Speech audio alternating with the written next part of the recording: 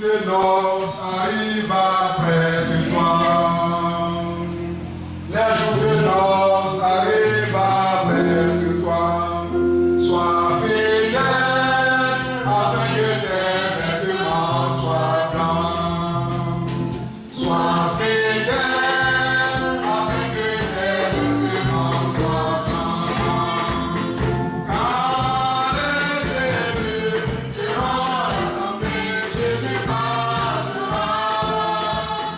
Et celui qui n'est pas perdu, oui, Jésus le mettra dehors. Quand les élus seront rassemblés, Jésus passera. Et celui qui n'est pas perdu, oui, Jésus le mettra dehors. Les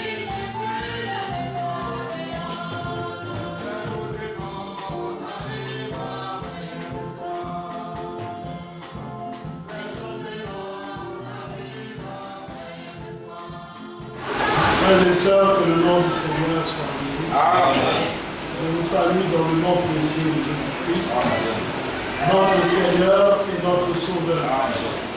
C'est une joie pour nous d'être dans la maison de Dieu, de nous retrouver, pas parce que nous saisissons l'occasion de nous visiter, non, mais nous venons au rendez-vous du Seigneur, là où nous avons une communion avec lui.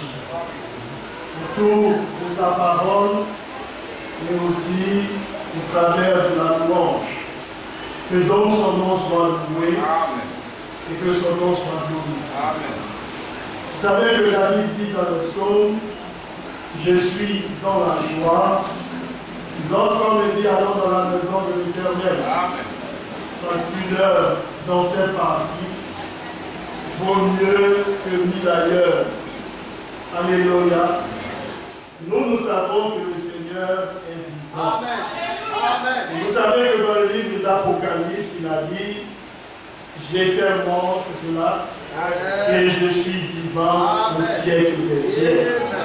Et encore, il nous dit, parce que je vis, vous aussi vous vivez. Alléluia. C'est bon de le savoir. Que le sacrifice a été accompli sur le bois du Calvaire. Que Jésus-Christ s'est livré pour lui, pour nous, vous voyez, comme étant la victime expiatoire. Ça, c'est le témoignage que nous donnons des Écritures. Alors, il nous a aimés, il a donné sa vie pour nous, et au travers de son sang, il efface nos péchés, et il les jette dans la mer de l'oubli. Il ne s'en souvient plus jamais, n'est-ce pas? Il dit dans le livre de Psaume, le chapitre 40, consolez, consolez mon peuple. Alors dites au cœur de Jérusalem que ses péchés lui sont pardonnés. Elle a reçu de ma main le double pour ses iniquités. C'est vrai, quand notre Seigneur, il pardonne, il ne s'en souvient plus jamais. Alléluia. Et la Bible nous dit que le pardon qu'il nous donne, il est différent de celui que les Hébreux ont expérimenté sous la loi. Parce que le sacrifice, le sang des animaux ne pouvait ôter le péché. La conscience, elle restait toujours affectée. Et il fallait que le même sacrifice se répète à chaque année. Mais Jésus-Christ, comme dit le livre d'Hébreux, il s'est offert lui-même, et la Bible nous dit que son sang nous lave de tout péché. Il ôte de nos consciences le poids du péché, afin que nous adorons le Dieu qui est vivant. Que donc son nom soit glorifié et que son nom soit exalté. Nous allons prendre nos Bibles et nous allons lire quelque chose dans le livre de Pierre. Nous voyons que l'apôtre Pierre est un serviteur de Dieu, que ce que le Seigneur l'a inspiré à dire est utile pour notre perfectionnement. Il n'y a rien qui soit mentionné dans les Écritures qui ne doit servir à l'édification, au perfectionnement des croyants. Tout ce qui est écrit, comme le dit Pierre, tout ce qui est écrit dans les Écritures est écrit pour notre bien à nous. C'est poussé par l'Esprit que les hommes ont parlé de la part du Seigneur. Et cela, c'est pour que cela nous fasse du bien. Nous allons lire donc de Pierre 3. Nous allons lire le verset 17 et puis nous allons revenir à partir du verset 1. De Pierre 3, le verset 17. On vient de lire dans le Seigneur à faire la lecture. 2 Pierre chapitre 3 à partir du verset 17. Vous donc, bien-aimés, qui êtes avertis, tenez-vous sur vos gardes, de peur entraînés par l'égarement des impies, vous ne veniez à déchoir de votre fermeté, mais croissez dans la grâce et dans la connaissance de notre Seigneur et Sauveur Jésus-Christ. À lui soit la gloire, maintenant et pour l'éternité. Amen. Amen. Que donc le nom du Seigneur soit glorifié et que le Seigneur ajoute la bénédiction à sa parole. Le sujet est tiré du verset 17, la moitié du verset 17. C'est tout simplement se tenir sur ses gardes. Il est dit, tenez-vous sur vos gardes. Alléluia.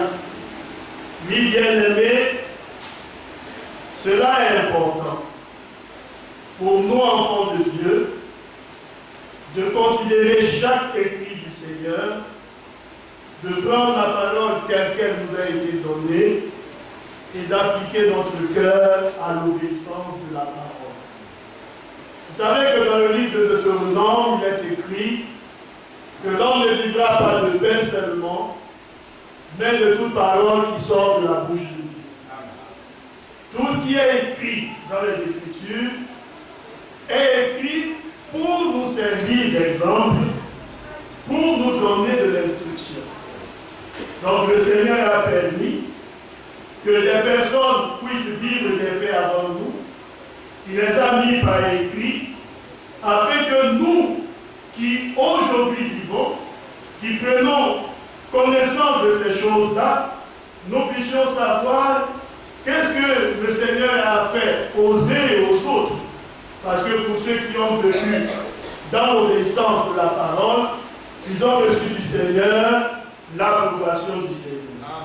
Mais pour ceux qui ont vécu en dehors des Écritures, ils ont reçu aussi de la part du Seigneur un blâme.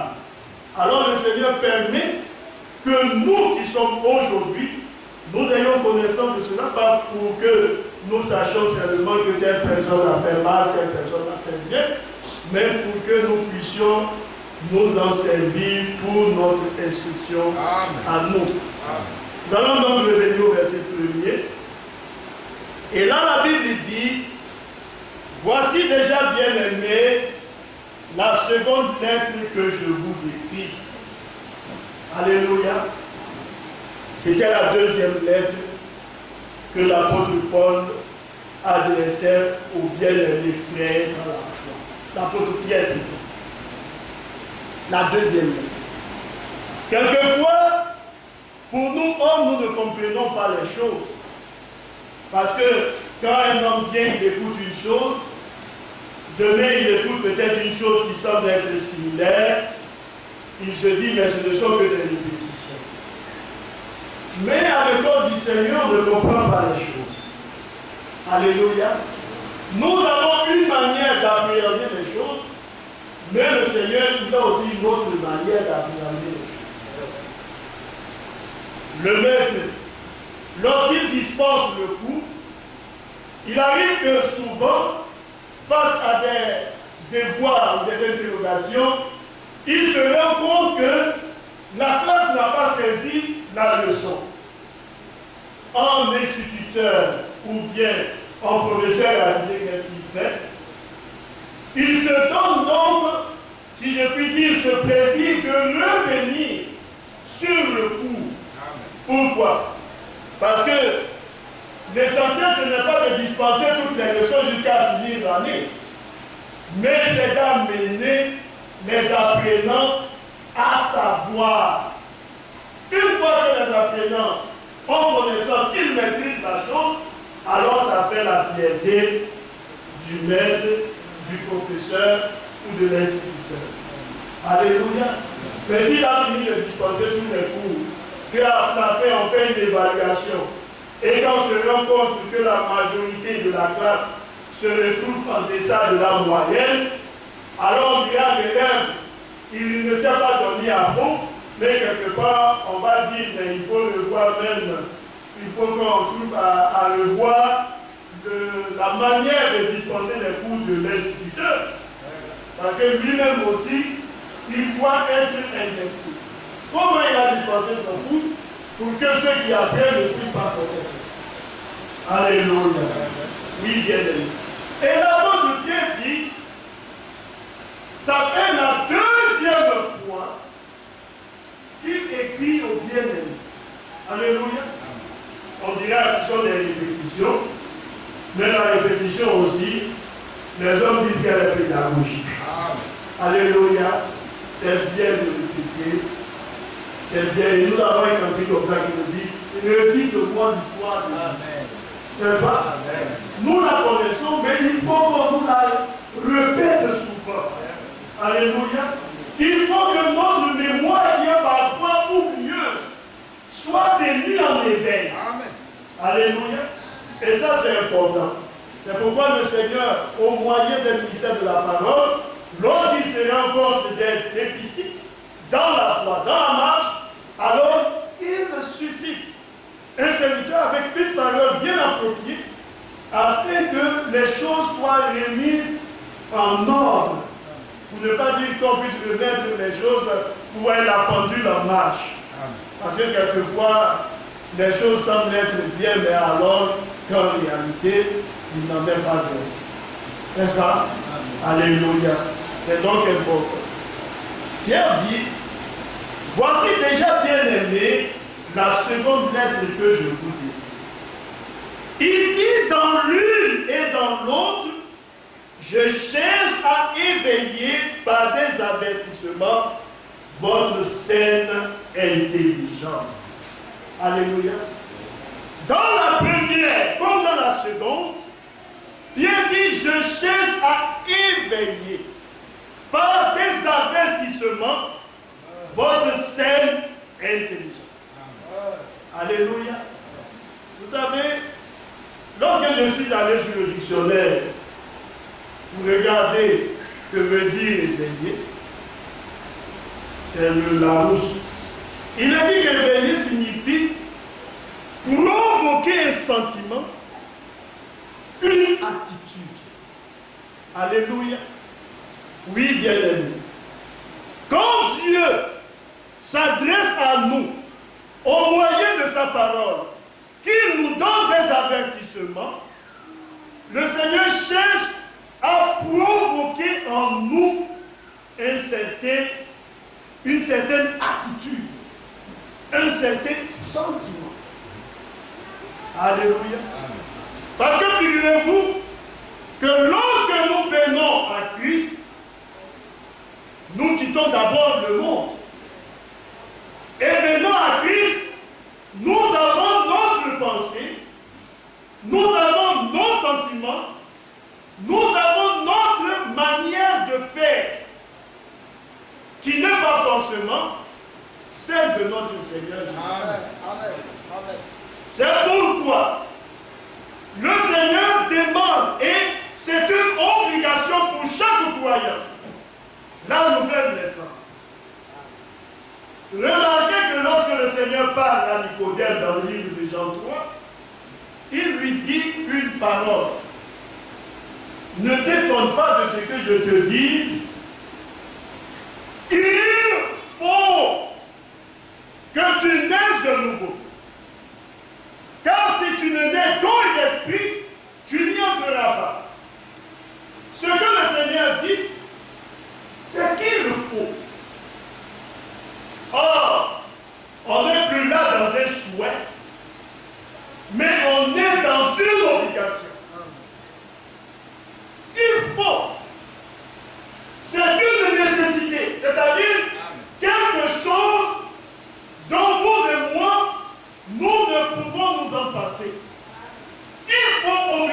vraiment passer par là. Si tu ne passes pas par là, tu ne seras jamais agréé du Seigneur. Alléluia. Il faut. Alléluia. Alors le Seigneur, par l'avertissement, il provoque en nous une certaine attitude. Dans le pécheur que nous étions, nous devenons des saints dans le Seigneur. Amen. Alléluia. Amen. Oui, bien aimé. On avait en nous certains sentiments. Quand un homme vous fait le tort, vous lui rendez, n'est-ce pas? On dit qu'il pourrait être dans pour temps. Et ça, c'est la manière de fonctionner des hommes, n'est-ce pas? Mais le Seigneur, il nous apprend une autre chose. Une autre manière de concevoir la vie. De marcher avec lui. Et ça fait partie de notre attitude, notre comportement, notre manière de faire les choses. Dans le livre des Philippiens, la Bible nous dit: ayez en vous les sentiments, alléluia, qui étaient en Christ Jésus. Mais à la fin, ces sentiments-là, c'était quoi? Parce que dans le livre, si vous lisez la version d'Albi, au lieu de sentiments, ce mot a été remplacé par pensée. Alléluia. Donc, la pensée elle-même, elle est aussi un sentiment. Alléluia. Oui, bien-aimé. Et quels sont ces sentiments? Quand on lit les Écritures, nous allons voir quels sont ces sentiments. Parce que l'Écriture nous donne ces sentiments. On va lire le livre de Philippiens d'abord. Philippiens, le chapitre 4. Une fois, le verset 8. Le frère va nous aider à lire. Philippiens chapitre 4, à partir du verset 8. Au reste, frère, que tout ce qui est vrai, Amen. tout ce qui est honorable, Amen. tout ce qui est juste, Amen. tout ce qui est pur, tout ce qui est aimable, tout ce qui mérite l'approbation, ce qui est vertueux et digne de louange, soit l'objet de vos pensées. Amen. Amen. Amen. Amen. Et là, le Seigneur nous interpelle afin que vous et moi, nous puissions appliquer notre cœur à cette manière de vivre et de fonctionner. Il dit: au reste, frère, que tout ce qui est vrai. Alléluia. En d'autres termes, il faut s'éloigner de tout ce qui est faux. Amen. Alléluia. Tout ce qui est vrai, tout ce qui est honorable, alléluia, ce qu'on peut honorer, pensez à tout. Si vous voyez que ça, c'est un déshonneur, alors ça ne fait pas partie. Ce qui est honorable, tout ce qui est juste, alléluia, tout ce qui est pur, donc relève de la pureté.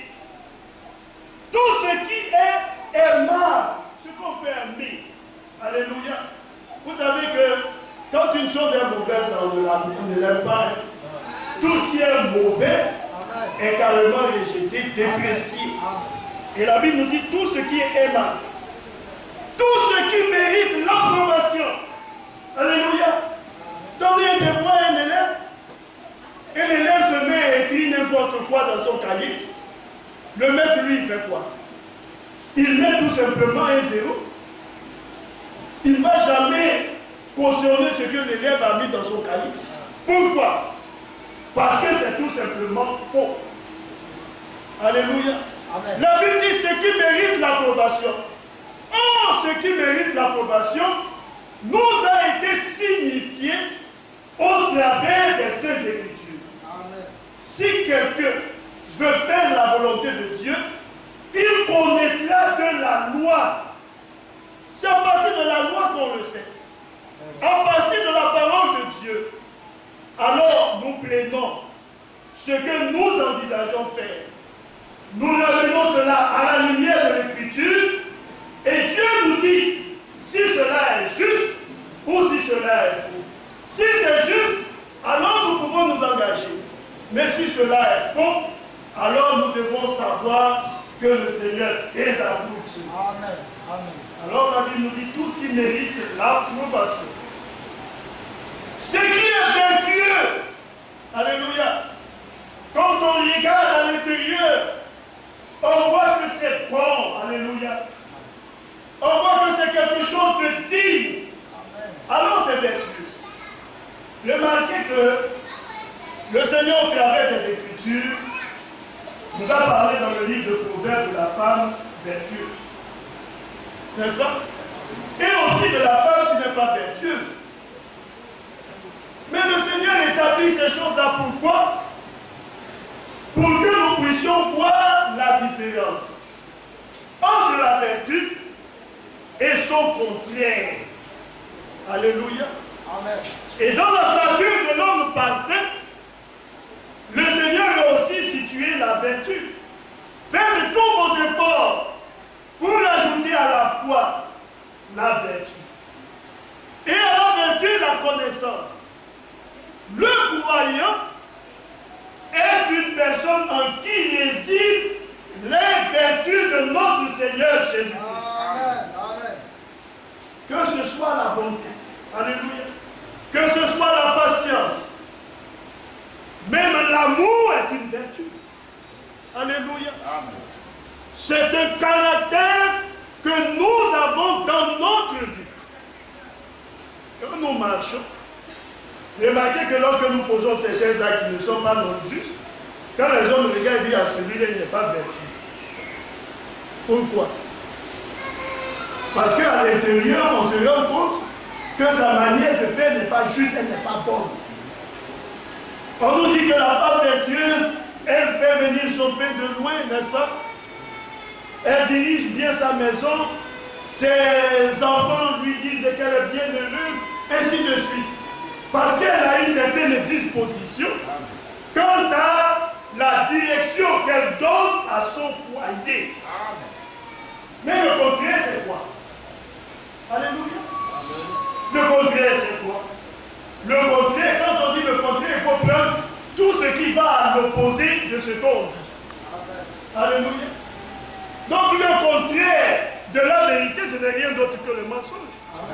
N'est-ce pas? Le contraire de la fidélité, ce n'est rien d'autre que l'infidélité. C'est le contraire. Alléluia. Alors la Bible nous dit tout ce qui est vertueux est digne de louange. Ce que les hommes peuvent apprécier à haute voix. Alléluia.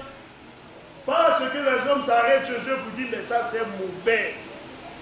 Mais ce qu'ils peuvent dire. Ce n'est pas simplement dire entre frères et frères, hein, où on dit à frère, vraiment ça c'est bien. Mais ce qu'on peut louer, ce qu'on peut crier sur le toit. Alléluia. Ce qu'on peut dire dans le public. Alors la Bible dit, soit l'objet de vos pensées. Amen. En d'autres termes, soit l'objet de vos sentiments. Alléluia. Oui, bien aimé, nous avons beaucoup de choses à faire dans notre vie, notre manière de faire, de nous conduire. Frère, le chemin il est long. C'est pourquoi les serviteurs de Dieu ne cessent d'interpeller le peuple et de dire au peuple qu'il faut aller à l'essentiel. Il faut éviter tout ce qui est inutile. Paul s'adressant au frère dans le livre de Corinth, a dit qu'il faut servir le Seigneur sans distraction. Parce que le diable à la fin, il amène souvent des choses pour nous distraire. Et quand le diable le fait, c'est pour que les croyants puissent perdre de vue l'objectif. Une fois que tu perds de vue l'objectif, tu te retrouves dans des futilités, des choses qui ne sont pas bonnes, qui ne méritent pas, vous voyez, l'approbation. Mais lorsque tu as en vue l'objectif, alors il n'y a rien qui puisse t'amener à t'en éloigner. Tu fixes l'objectif. Alléluia. Et quand on fixe l'objectif, c'est pour la paix. Alors, dans le livre de Colossiens, le chapitre 3, nous avons cette attitude recommandée par le Seigneur pour ceux qui veulent aller au ciel. Si on ne veut pas aller au ciel, on ne tient pas compte de ça. Mais quand nous voulons aller au ciel, le Seigneur nous dit qu'il faut en tenir compte. Amen. Colossiens le chapitre 3, à partir du verset 12. Colossiens chapitre 3, verset 12. Ainsi donc, comme des élus de Dieu, saints et bien-aimés, revêtez-vous de sentiments de compassion, Amen, de bonté, d'humilité, de douceur, de patience. Supportez-vous les uns les autres, et si l'un a sujet de se plaindre de l'autre, pardonnez-vous réciproquement. De même que Christ vous a pardonné, pardonnez-vous aussi. Amen. Verset 14. Non, frère, c'est bon. Alors, verset 12, la Bible nous dit, ainsi donc, comme des élus de Dieu, on parle de l'élection. Le royaume de Dieu est forcé et ce sont les violents qui s'en emparent. Amen. Le Seigneur nous dit, comme des élus de Dieu, si nous estimons que nous sommes des élus, et le Seigneur s'adressant à ses disciples leur a dit, si votre justice ne surpasse pas celle des pharisiens et des sadducéens, vous n'y entrerez pas. Amen. Alléluia. Oui, bien aimé. Alors l'élection, ce n'est pas une simple affaire. Quand le Seigneur nous dit qu'il y a beaucoup d'appelés, mais il y a peu de lutte, ce n'est pas une mince affaire. Alléluia. C'est une violence dans la foi. Amen. Alors il dit, ainsi donc, comme des élus de Dieu, saints et bien-aimés, revêtez-vous de sentiments de compassion. Le chrétien, il a en lui de la compassion. Amen. Il a en lui de la pitié. Alléluia.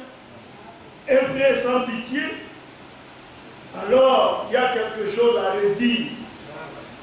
Mais quand on a en nous la personne de Christ, lorsque nous estimons que nous avons expérimenté Jésus notre Seigneur, qu'il a en nous sa vie à lui, donc nous sommes devenus participants de sa nature, alors nous sommes animés de sentiments de compassion.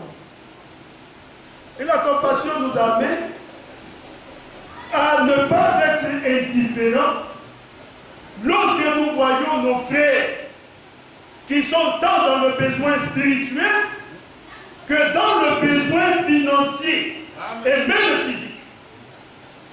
Cela nous amène à réagir. Alors nous avons en nous la compassion. Amen. Mais c'est la compassion de Dieu qui l'amène à intervenir dans nos situations difficiles. C'est parce que le Seigneur, lorsqu'il nous regarde, il a pitié de nous. Amen. Alléluia. Mais si Dieu n'avait pas pitié, il allait nous regarder, il allait être carrément indifférent face à ce que nous vivons. Quand nous chantons, il ne m'a jamais déçu. Depuis que je suis dans sa maison, il ne m'a jamais déçu. Pourquoi? Mais parce que le Seigneur a la compassion de nous. Amen. Il éprouve de la pitié pour nous. Lorsque sommes dans le besoin, il vient et nous console. Lorsque nous sommes dans la maladie, il vient pour nous dire, vous n'êtes pas seul. Je suis avec vous et je suis le Dieu qui vous guérit. Et ça, c'est la compassion de Dieu. Les élus de Dieu ont en eux de la compassion. Et la Bible nous dit, de bonté, alléluia. Oui, bien-aimé, seul notre Seigneur est bon. C'est ce que la Bible nous enseigne. Lorsque nous épousons sa nature, il nous donne cette bonté. Alors le croyant, il manifeste de la bonté, pas de la méchanceté à l'égard de son frère. Quelquefois, lorsqu'on parle de bonté, on pense que c'est quand un frère a seulement besoin d'un billet de 10 000 francs, on lui donne alors, on est bon. Non. La bonté va au-delà du geste que nous pouvons apporter de manière financière. Mais la bonté, c'est aussi se soucier de son bien-aimé lorsqu'il est même malade. Alléluia. C'est la bonté qui nous amène à nous approcher de lui et à souhaiter que notre bien-aimé puisse recouvrir la santé, tant sur le plan physique que sur le plan spirituel. Alors en nous, nous avons de la bonté. Alléluia. Et la Bible nous dit, ce sont les sentiments qui habitent en lui. Aussi, il faut qu'il soit humble, d'humilité. Et vous savez que l'humilité, ce n'est rien d'autre que d'être petit. Je ne veux même pas dire de se faire petit. Parce que se faire petit, on a comme l'impression que ce n'est pas comme ça qu'il est. Mais pour que les hommes puissent apprécier, il descend. Non. Mais il faut qu'il soit petit. Il faut que ce soit sa nature. Il faut que ce soit son caractère. Il doit être humble. Alléluia. Amen. Mais le chemin de l'élévation se trouve où? Dans l'humilité. Ça, c'est ce qu'Ésaïe, le chapitre 53, nous enseigne. Notre Seigneur, qui est Dieu, pour manifester la rédemption pour vous et moi, il a accepté de devenir un homme. Et la Bible nous dit qu'il a parlé comme un simple homme. Mais il était plus que nous. C'était le Dieu créateur qui a revêtu un corps de chair. Alléluia. Mais il a accepté de devenir petit. Il faut être humble. Et non pas paraître humble. Il faut que ce soit une réalité. Alors nous sommes humbles. Nous sommes petits. Vous savez, un jour j'écoutais un pasteur qui disait, lorsqu'une situation fâcheuse se passe, et puis le frère il regarde, celui qui lui a fait le tort, il lui dit, vraiment, si je n'étais pas chrétien, ce que j'allais te faire, tu allais comprendre, il a un problème. Alléluia. Il n'est pas encore chrétien. Alléluia. Mais lorsqu'il a fait cette expérience, et qu'on lui fait le tort, alors il pardonne. Il prie pour ce bien-aimé, afin que ce dernier puisse se ressaisir. Alléluia. Mais lorsqu'il dit, si je n'étais pas chrétien, j'allais te montrer quelque chose, alors il montre la nostalgie de son passé. C'est quelque chose qui ne l'a pas encore quitté. Il est sur le chemin. Il essaie de s'abstenir. Sa main le démange. Il veut réagir. Mais il se dit, si je réagis, les gens vont dire quoi? Alors il s'abstient. Mais lorsque il a en lui cette nature, ce caractère, lorsqu'on lui fait, il ne pense plus à ce qu'il allait faire dans le passé. Il regarde, il pardonne et il continue son chemin. Alléluia. Alors il faut être humble. Et ça, la Bible nous dit, ce sont les sentiments qui habitent les élus du Seigneur. Et l'élu du Seigneur, il est aussi doux. C'est pourquoi la Bible nous dit que quand votre douceur là soit connue de tous les hommes. Amen. Alléluia. Alors le croyant, il est quelqu'un de doux. Ça ne sert à rien de crier. Vous savez, quelquefois des situations se passent, on est fâché, on se met à crier, mais quand on va crier, est-ce que c'est ce qui règle les situations? Ça ne règle rien.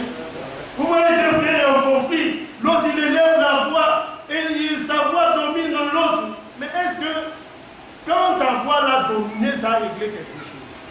Ça ne règle rien. Alléluia. Il faut le faire dans la douceur. Alléluia.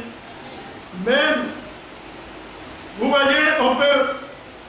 Pourquoi le Seigneur dit quand votre frère a péché, allez vers lui et prenez-le dans un esprit, vous voyez, cela seul, n'est-ce pas? S'il vous a compris, vous l'avez gagné. S'il ne vous a pas compris, prenez avec vous 2 ou 3 témoins. Et lorsque l'apôtre Paul donne l'exhortation à Timothée, il lui dit, reprends, n'est-ce pas? Censure, exhorte. Il dit dans la douceur. Mais pourquoi? Parce que le fait de crier, ça ne règle rien. Vous avez un père de famille, quand son enfant fait quelque chose de mal, en même temps il lui crie tout le temps dessus. À la fin, l'enfant commence à s'habituer. Quand je vais faire papa, il va crier. Parce que c'est ce qu'il a eu pour l'habitude de voir. Alléluia. Mais lorsqu'il fait mal, et qu'on peut l'interpeller dans la douceur, l'amener à comprendre que ce qu'il a fait est mauvais, et si cela mérite des sanctions, le sanctionner, alors il s'assoit, il réfléchit et il comprend que ce qu'il a fait est mauvais. Il n'aurait pas dû faire cela. Il aurait dû faire de telle autre manière. Alléluia. On arrive à des résultats positifs. Alléluia. Sinon, si vous voyez, vous faites des reproches à quelqu'un et que la personne ne comprend rien, qu'il continue son chemin, à la fin on va se dire, mais le reproche là a servi à quoi? Mais quand on fait des reproches, c'est pour amener l'autre à comprendre que ce qu'il a fait est mauvais et de ne plus répéter son tort. Alléluia. Alors la Bible nous dit qu'il faut être doux. Et ça c'est important. Parce que lorsqu'on est violent, ça suscite, vous voyez, des querelles de la discorde. Et la Bible dit qu'il faut manifester de la patience. L'élu du Seigneur, il a en lui ses sentiments. Alors, l'apôtre Pierre, s'adressant bien aimé, dit, dans la première lettre, comme dans la seconde lettre, je cherche à éveiller par des avertissements votre saine intelligence. Amen. Alléluia. Alors des avertissements. Mais bien aimé, un avertissement c'est quoi? L'avertissement est traduit par ce qu'on dit pour avertir. En d'autres termes, ce ne sont que des conseils, des recommandations et aussi la réprimande. Tout ça fait partie de l'avertissement. Alléluia. Notre Seigneur, dans le livre d'Ésaïe, le chapitre 9, et nous allons le lire, la Bible nous dit, un fils nous est né, n'est-ce pas? Un fils nous est donné, et toute la domination reposera sur ses épaules. Amen. On l'appellera du nom de conseiller. Alléluia. C'est lui notre conseiller. Amen. Et au travers de sa parole, il nous donne ses conseils à lui. Alléluia. Amen. Frère, c'est important. Au travers du conseil, vous avez aussi la recommandation et vous avez la réprimande. Nous allons lire Ésaïe 9, verset 5. La Bible dit, car un enfant nous est né, un fils nous est donné, et la domination reposera sur son épaule. On l'appellera admirable. Ça, ce sont ses titres à lui. Il est admirable. Mais bien aimé, c'est Jésus. Ésaïe 53 nous dit qu'il n'avait ni beauté ni éclat pour attirer nos regards. Mais on va admirer quoi en lui?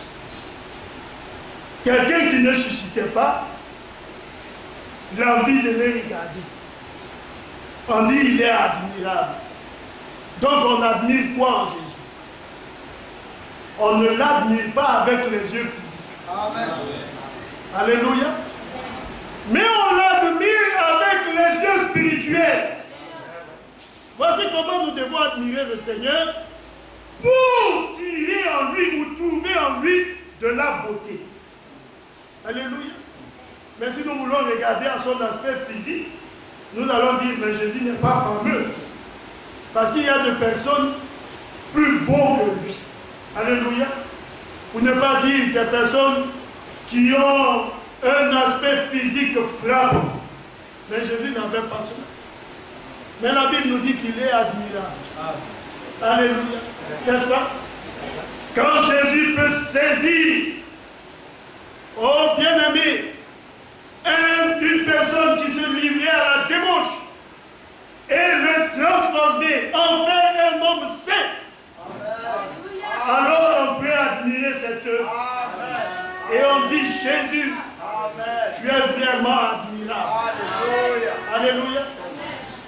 Lorsque Jésus, alors que la médecine a dit qu'il n'y a plus de solution, monsieur, vous êtes à 2 semaines de la mort, et que lui peut vous dire au travers de sa parole, je suis le Dieu qui te guérit, et j'ai porté sur toi toutes tes maladies.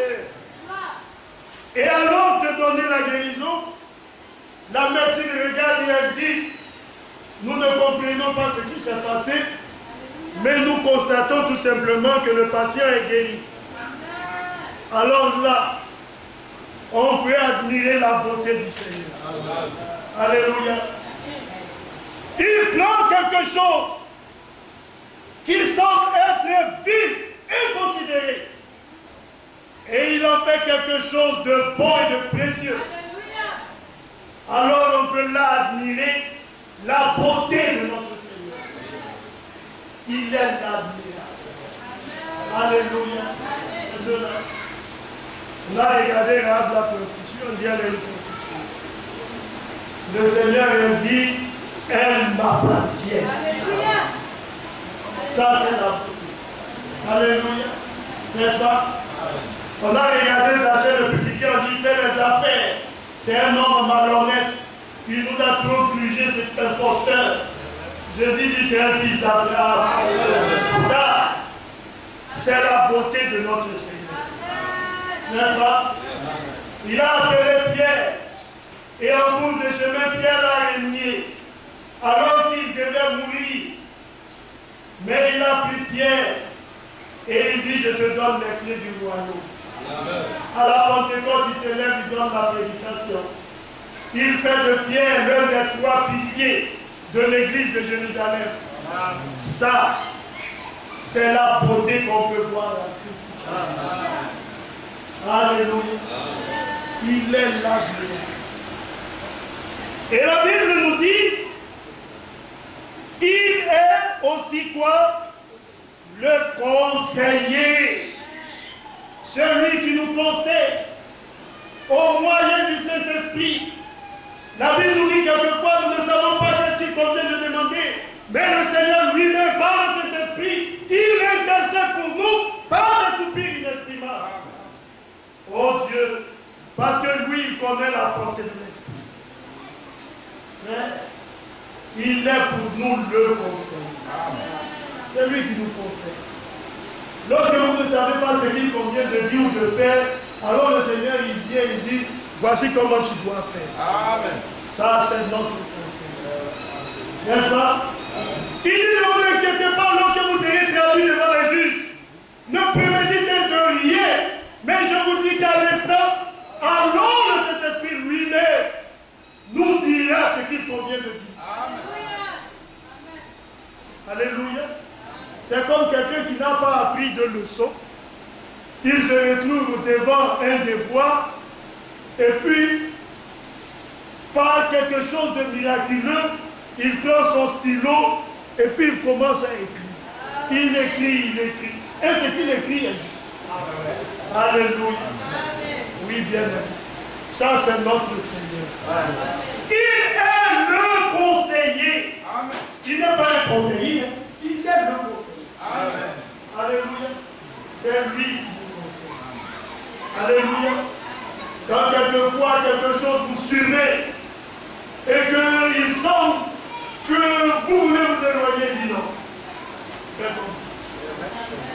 C'est lui le conseil. N'est-ce pas? Il est le conseil. Alléluia. Et la Bible nous dit, il est le Dieu puissant. Alléluia. Ça, c'est la divinité de notre Seigneur. Il est le Dieu puissant. Mais si on veut trouver un autre Dieu en dehors de ça, alors on tombe dans le paganisme. Jésus, il est le Dieu puissant. C'est pourquoi nous chantons ce chant-là. Le Dieu puissant, c'est Jésus. C'est le prince de paix. C'est le Dieu d'éternité et le roi de beauté.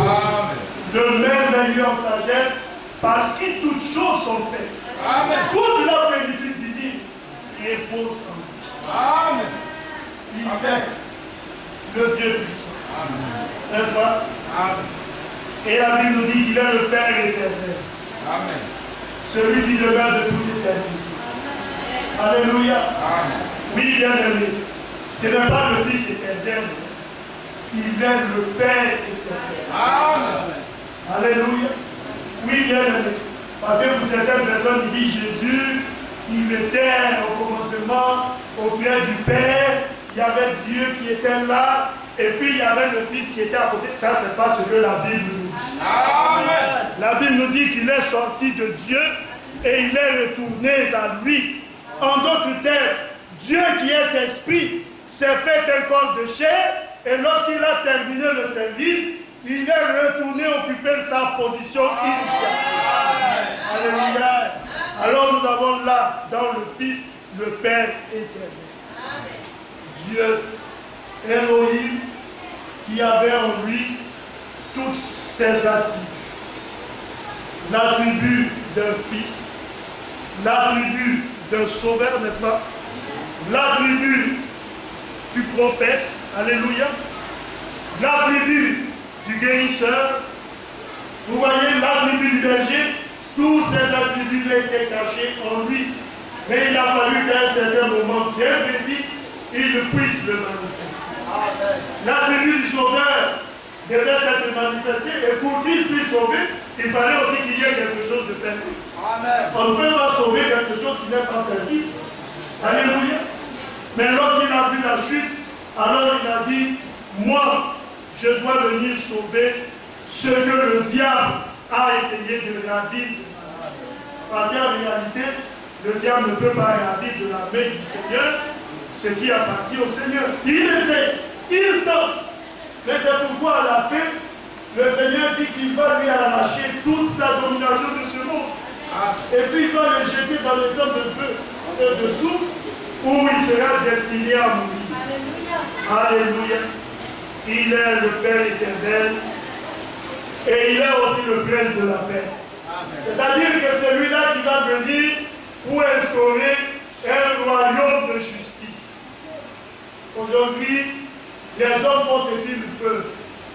Ils ont certains mécanismes qu'ils ont instaurés pour pouvoir régler les conflits, n'est-ce pas? Lorsque les hommes ont connu la Seconde Guerre mondiale, qui a entraîné des millions de morts, ils se sont assis et ils ont dit plus jamais ces choses ne doivent se reproduire. On a commencé à faire ici des organismes, ici et là, afin que les nations puissent se retrouver à l'intérieur et que si les choses puissent se passer bien. Mais malheureusement, les choses ne se passent pas bien. Alléluia. Ça, c'est le constat. Mais le Seigneur nous dit que c'est lui le prince de paix. Amen. Cette paix que les hommes recherchent. Il dit, moi je vais l'instaurer et vous ne pouvez pas la trouver en dehors de moi, ma personne. Amen. N'est-ce pas? Les hommes crient la paix, mais ils fabriquent les armes. C'est pour faire quoi? C'est pour que la guerre continue. Alléluia. Mais lorsque notre Seigneur lui veut instaurer sa paix, la Bible nous dit que l'agneau et l'ours, alléluia, l'agneau, le lion, ils vont manger de la paille. Amen. Ça, c'est pas merveilleux? C'est ce que les prophètes nous disent. Alors, le petit enfant qui va s'amuser à côté du trou du serpent, il ne craindra pas une morsure quelconque.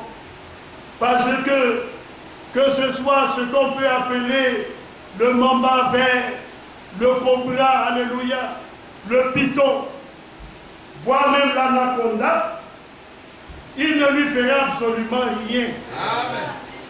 Alléluia. Parce que l'atmosphère du péché aura disparu. Amen. Le diable sera pris, il sera lié et sera mis dans la Bible. Un couvercle sera mis sur lui, l'enchaîner pour une période de 1000 ans. Mais qui va aller attaquer qui? Qui va faire du tort à qui? Alléluia. Ce serait une atmosphère changée. N'est-ce pas que ça c'est merveilleux, frère? Et Jésus, la Bible nous dit qu'il est le prince de paix. Il n'est pas un prince, mais il est le prince de la paix. C'est lui qui viendra pour instaurer cette paix. Alors la Bible nous dit que je vous écris dans l'une dans l'autre, je cherche à éveiller par des avertissements votre saine intelligence. Le Seigneur est celui qui nous donne des conseils donc au travers de sa parole, mais il est aussi celui qui nous donne des reproches, il nous fait des reproches. Et nous sommes justement dans l'âge de l'Odyssée, l'âge des reproches. Amen. Le Seigneur dit de l'Odyssée, tu dis que tu es riche, tu n'as besoin de rien. Mais en réalité, c'est ça. Quand quelqu'un a le sentiment en lui d'être riche, il se dit, j'ai besoin de rien. Qu'est-ce que tu peux m'apporter? Parce que moi, je suis riche déjà. J'ai tout à ma disposition.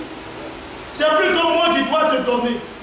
Mais toi, tu dis que je n'ai rien. Alléluia. Mais le Seigneur dit, tu dis que tu es riche. Tu n'as besoin de rien.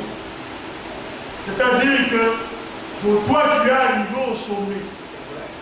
Et ça aussi, c'est la manière de faire souvent de certaines personnes dans la foi. On a comme l'impression, le sentiment, qu'alors on a atteint la perfection. Mais c'est faux. Ça, ce n'est pas le témoignage que donne la Bible. Et Jean nous dit, celui-là qui dit qu'il n'a point de péché, il est un menteur. Et la vérité n'est pas en lui. Mais pourquoi? Parce qu'aussi longtemps que nous sommes dans le corps de chair, nous marchons vers la perfection. Mais nous ne sommes pas parfaits. C'est pourquoi la Bible nous dit, petit enfant, je vous écris afin que vous ne péchiez pas. Ça, c'est le but de la parole. Lorsqu'elle nous est dispensée, c'est dans le but que nous ne pratiquions pas le péché. Mais cependant, Jean nous dit, si l'un d'entre vous a péché, ce sont des choses qui arrivent. Il dit, nous avons la rencontre auprès du Père, par la personne de Jésus-Christ, qui intercède pour nous. Amen. Alors nous marchons vers la perfection, mais nous n'avons pas atteint la perfection. Lorsque nous aurons atteint cette perfection, alors le Seigneur lui-même viendra. Alors il va transformer le corps de notre abaissement là en le rendant semblable au corps de sa gloire. Alléluia. Alléluia. Mais maintenant, nous avons des faiblesses. Je ne dis pas que le croyant dit le péché, c'est pas ça. Mais je dis que le croyant, il arrive qu'il succombe dans sa marche. Alléluia. Mais quand il succombe, son devoir c'est de se renouveler. Et ça, c'est ce que la Bible dit. Le juste tombe cette fois, et cette fois il se relève. Quand le Seigneur adresse le reproche à Caïn, il lui dit, Caïn, pourquoi ton visage est-il abattu? Certainement, si tu fais bien, tu relèveras la tête. Sinon, sache que le péché est couché à ta porte, et ses désirs se porteront vers toi, mais toi domine sur lui. Alléluia. Oui, bien aimé. Alors, lorsque nous marchons, il arrive quelquefois que nous trébuchons. Le grand Pierre, l'apôtre des circoncis, n'est-ce pas? La Bible nous dit qu'à un moment donné, lorsqu'il s'est retrouvé avec les frères venus des nations, il a eu peur de ce que les autres allaient dire, les Juifs. Et il a commencé à se méfier un peu. Quand Paul a vu ça, Paul dit, Pierre, ta manière de faire n'est pas juste. Alléluia. C'est bien-aimé de qui tu te méfies à cause des circoncis. Ce sont des frères achetés par le sang du Seigneur qui ont part avec nous les Juifs de la même promesse, de la même espérance. Et tu ne peux te dissocier à cause des Juifs. Quand ils ne sont pas là, alors tu es bien avec eux. Mais une fois que tu les vois, alors tu te mets à l'écart. Ce n'est pas une bonne manière de faire. Mais qui d'entre nous va douter de l'appel de Dieu? Personne. Amen. Alléluia. Puisque le Seigneur l'a mentionné dans l'Apocalypse. Lui qui fait partie des 24 vieillards. Amen. Et qui donc fait partie des 12 piliers de la Jérusalem céleste. Qui? Personne. Mais cependant, le Seigneur a permis que ces choses-là se passent afin que nous, les hommes, nous sachions que quand bien même lui, il peut approuver des hommes, il peut être avec eux, et que nous pouvons le considérer dans un certain degré de sainteté, ils ne sont pas plus que les hommes. Ce sont aussi des hommes. C'est pourquoi, lorsque Dieu lui-même veut parler d'Élie le Tishbite, ce prophète que nous appelons le prophète de feu, qui n'a pas connu la mort et qui a été enlevé, Dieu dit, il était un homme de la même nature que nous. Amen. Alléluia. Ce n'était pas plus qu'un homme, c'était un homme comme vous et comme nous. La Bible ne donne pas. Vous voyez la généalogie d'Élie le Tishbite. Si vous lisez le livre des rois, vous allez voir qu'on dit Élie le Tishbite, l'un des habitants de Galate. Point. Voilà comment on l'a présenté. On ne connaît ni son père ni sa mère. Mais les Écrits nous disent il était un homme de la même nature que vous et moi. Il pouvait aussi faire des erreurs. N'est-ce pas? Il n'était pas omniscient, omnipotent, omniprésent. C'est pourquoi lorsque Jézabel cherche à tuer les saints, il dit je suis resté le seul. Le Seigneur le regarde, il dit Élie, je me suis réservé 7 000 hommes qui n'ont pas fléchi, les genoux devant Baal. Amen. Il ne faut pas penser que tu es seul. Mais il y a des personnes qui croient comme ça. Alléluia. Oui, bien. Et c'est ainsi. Alors, dans le livre d'Apocalypse 3, le Seigneur fait reproche à l'église de Laodicée. Tu dis que tu es riche, tu n'as besoin de rien. Mais moi, je te dis que tu es pauvre, aveugle, misérable et nu. Et Dieu dit, ça tu ne le sais pas. Alléluia. Oui, bien aimé. C'est comme quelqu'un qui croit tout savoir alors qu'en réalité ne connaît rien. Alléluia. Vous voyez quelqu'un, et souvent c'est cela. Quand une personne, je prends l'exemple d'une classe, j'aime donner souvent ces exemples, lorsqu'on donne une interrogation et que l'élève il maîtrise mal son sujet, vous allez le voir, il va écrire beaucoup. Il est là, il écrit. Il écrit. Et puis il a la conviction que ce qu'il écrit est juste. Quand il finit de faire tout son exposé, ça va donner la fête, on lui colle un zéro. Il est étonné. Il se dit pourtant, je ne vois pas ce que j'ai fait ici de faux. Mais quelquefois, c'est la toute petite erreur du début là, qui l'a amené dans tous les travers. La petite erreur du début l'amène à l'échec. Alors Dieu dit, toi tu penses que tu as tout, mais moi je te dis que tu es pauvre, tu es aveugle, tu es misérable, tu es nu. Et là encore tu ne le sais pas. Mais remarquez, et ça c'est une recommandation. Il dit, je te conseille, alléluia, d'acheter de moi de l'or éprouvé, n'est-ce pas? Et du polir aussi, pour que on puisse l'appliquer à tes yeux, afin que tu voies et que la honte de ta nudité ne paraisse pas. Amen. Voici la recommandation que le Seigneur adresse aux croyants que nous sommes. Alléluia. Très bien. Dans le livre de Timothée, Paul aussi dit quelque chose de bon. Quelque chose de merveilleux. Parce que tout ce qui est écrit dans l'Écriture est bon. Il dit, 1 Timothée le chapitre 1, verset 3. Il dit ceci. Je te rappelle l'exhortation que je t'ai adressée à mon départ pour la Macédoine. C'est vrai.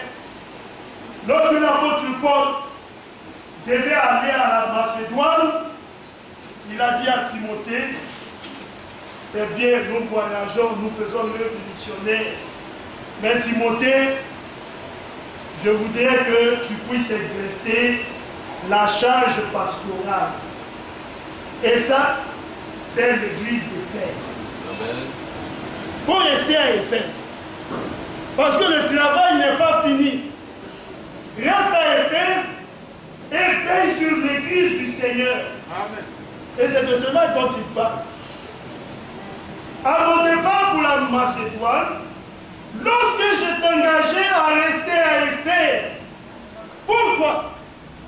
C'est pas parce que les hommes aimaient voyager. Il y a un pasteur qui l'a dit une fois, ça fait rire. Il dit, il y en a qui font l'œuvre de Dieu, c'est-à-dire de par leur déplacement, ils vont dans tel lieu et puis ils font l'œuvre. Mais il dit, il y en a qui voyagent. Et oui. Parce que si nous nous déplaçons pour aller dans un lieu, sans que réellement l'œuvre de Dieu ne soit faite de la bonne manière, en réalité, c'est comme si nous avons voyagé. C'est comme si je suis allé prendre le ticket et puis je dis, bon, je m'en vais à Konobo. Je regarde un peu, vous voyez, il y a là-bas une certaine colline. Je regarde bien, je m'en vais regarder un peu les masses, je rentre dans le village, on dit le village des Tisserands, ainsi de suite, et puis je reviens à Abidjan.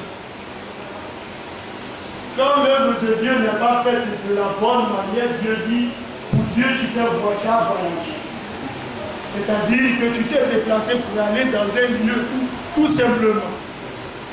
Mais quand le déplacement, il rencontre la caution du Seigneur, amen, alors Dieu lui appelle ça un voyage missionnaire. Amen. Alléluia. C'est pourquoi on peut dire de l'apôtre Paul que tout ce périple-là décrit dans le livre des apôtres et dans les épîtres, c'était un voyage missionnaire. Amen.